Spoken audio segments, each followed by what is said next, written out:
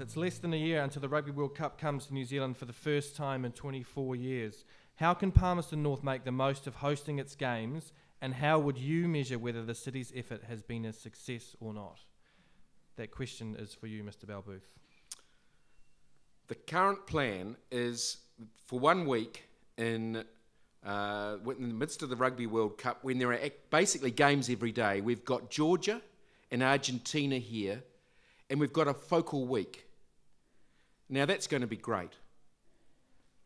But it's only a week, and it's Georgia and Argentina, surrounded by other games with English-speaking clubs or countries, and the council's made a commitment to $50,000 to have that event, and I'm fine with that.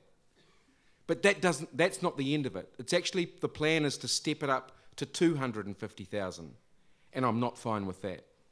I believe that we need to moderate that, and I believe that we need to say it's got to be appropriate to 1 week in a very busy schedule, and we've got to try and, make as much as we can with a smaller amount. $200,000 is a lot of money. Folks, we've got to address $22 million worth of deficit. And you'll only do it line by line by making hard calls on every single item. That's what we need to do. Rugby World Cup lasts for more than 1 week. It lasts for 6 weeks. The festival that the Palmerston North City Council and along with the rest of the community is supporting is a 6-week festival, not a 1-week festival, and it's called Our People, Our Place. Part of it is around rugby. Part of it is about celebrating all manner of things in the Manawa too. Now, people will come here for Georgia versus Argentina and Georgia versus possibly Kazakhstan, of all places. But that's not the only thing they're going to come here for. The key thing that people will come to Palmerston North for is to see the New Zealand Rugby Museum. Now, we're locating that into Te Manawa. It's going to be stunning by the time people come and arrive. What we need to do is attract people to stay a little longer than having the 2-hour stop-off they planned for the New Zealand Rugby Museum. So we're running Our People, Our Place. It's a 6-week festival. Look out for it. It's going to be stunning. There's going to be all manner of things going on. I believe, the other part of the question was, how will we measure success for Palmerston North? I think what we want to do is send as many people away who have travelled through here, through Palmerston North, during Rugby World Cup, the 6 weeks that it's on, with a very, very good impression, telling people what a great time they had here and what value for money they had. The key thing for me about Rugby World Cup is this. Many places in New Zealand are trying to fleece what they see as these rich people for as much as they can get while they're here. I think our strategy needs to be to send them away feeling like they haven't been ripped off, that they liked this place, that the people were nice to them, and one day when they want to immigrate here, or their son or their daughter is looking to study engineering at a university, maybe they'll come and do it at Massey University. This is New Zealand, again, one of those once-in-a-lifetime opportunities. We've got to grab it with both hands. I guarantee every other place in New Zealand.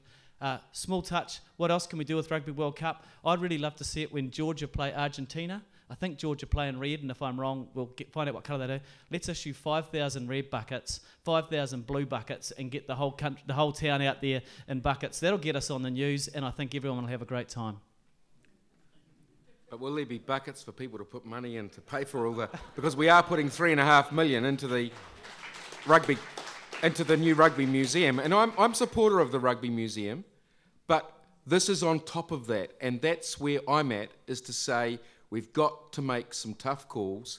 We've got to get our house in order. We cannot let this debt just continue to go up and watch our investment account that was at 70 million, and I've seen a number where it's at the moment in the low 50s, and it's going to go down to 37, and in a couple of years goes.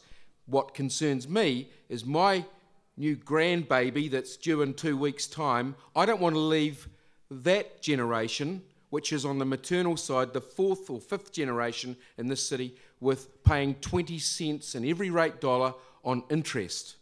That's my concern. I just want to add something about the Rugby Museum. We're not spending $3.5 million to locate the Rugby Museum into Te Manawa.